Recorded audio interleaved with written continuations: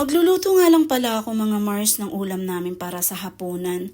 Nakabili kasi ako ng chicken dito sa amin sa Brooklyn.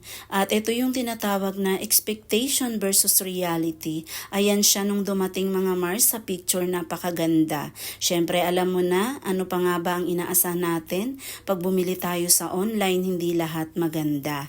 Pero kadalasan naman lahat maganda. Bawal magsayang ng pagkain kaya gawan natin ng paraan.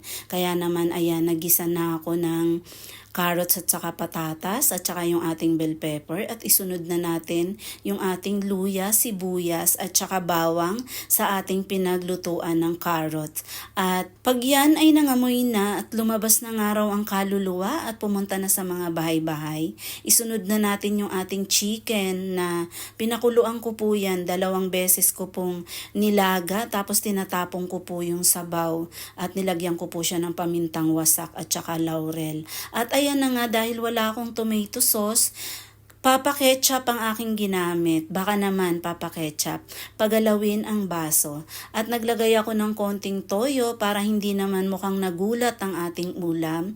At 2 teaspoon ng pamintang wasak, mas marami, mas masarap.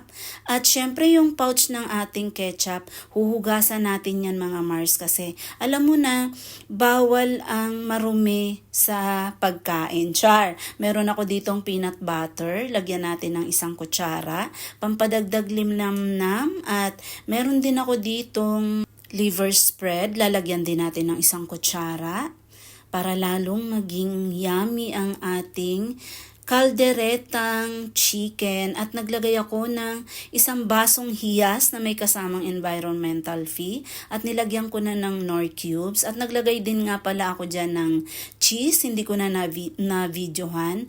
At syempre pag kaldereta merong gata. Mas masarap sana mga Mars kung fresh na gata, pero kung ano po ang available dyan sa atin, yun na lang po ang gamitin natin. Coco Mama, nakakarami ka na. Baka gusto mo nang pagalawin ang baso. Char, mura lang naman.